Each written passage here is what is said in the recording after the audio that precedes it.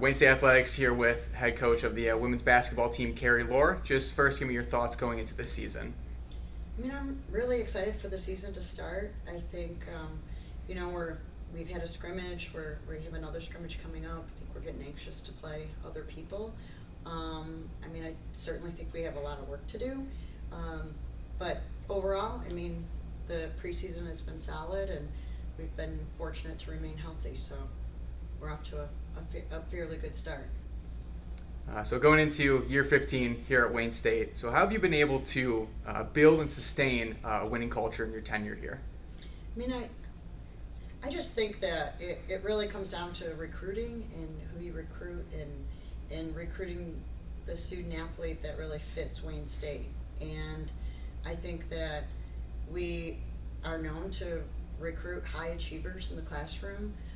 We're known to recruit diverse student athletes who maybe played multiple sports but also maybe had a part-time job. Our community service here is a big part of what we do.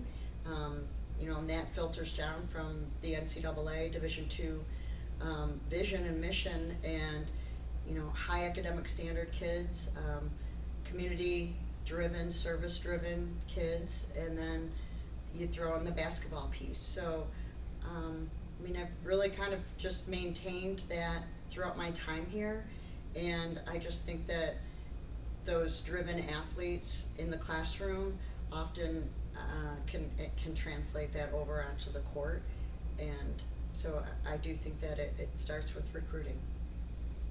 So opening the season with Texas Women's on November 7th, which will actually be the earliest non-exhibition game that the program has played. So how does having that little bit of an earlier start help the squad this year? This certainly is a new venture for me.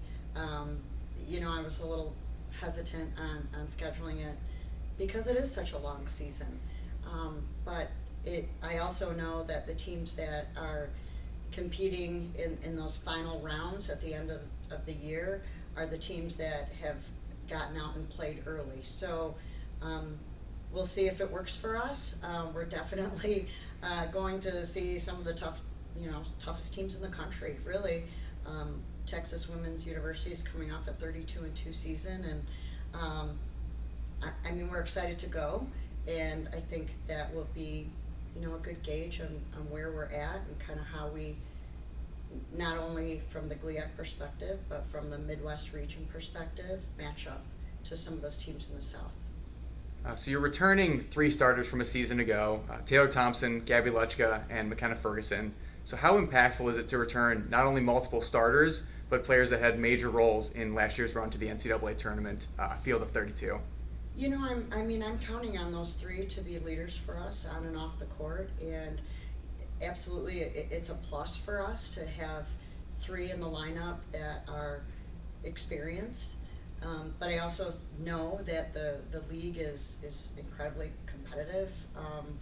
I think out of the top 10 players in first team all league last year, 5 of them are back, and none of them were from Wayne State. So I think everybody has a strong core coming back. Outside of Grand Valley, in my opinion, getting the nod at the first, that first spot, I think it's really open. I think that we have to be prepared for everyone, and there's a lot of experience though coming back in the league, in my opinion, and the fact that we have 3 starters is great, but we only have 1 all-league player, and that was a second teamer. So some people have the edge over us right now. So added 4 newcomers going into this year, 3 freshmen, 1 transfer. What are you looking to see out of them in their first year with the green and gold? Our freshmen are being freshmen right now, and they're learning and trying to manage and understand, that whole change in life, right? But they have been, really locked in and really giving best effort, and, I think that they have opportunities to contribute for us. I think, though, having some starters back, that they can learn from them. So, I'm pretty patient with my freshmen. I'm not expecting them to, I mean, it's great if your freshmen come in and trump, your returners and starters, but I think right now they're fitting in great. I can foresee their future continue to grow. And we added one transfer, and I would say that my expectation for Carrington is pretty high because she's played in the Mid-American Conference for 3 years. Even her teammates have looked to her like, you have a lot of experience. Maybe step up and be more vocal. So she's a hard worker. She's learning a whole new system, has been out of the game for a year, so that certainly takes a little bit more time in preseason to get reacclimated. But I'm excited for Carrington. She seemed to really fit in, and the team has truly embraced her. Well, thank you so much for the time today, Coach, and best of luck this season. Thank you.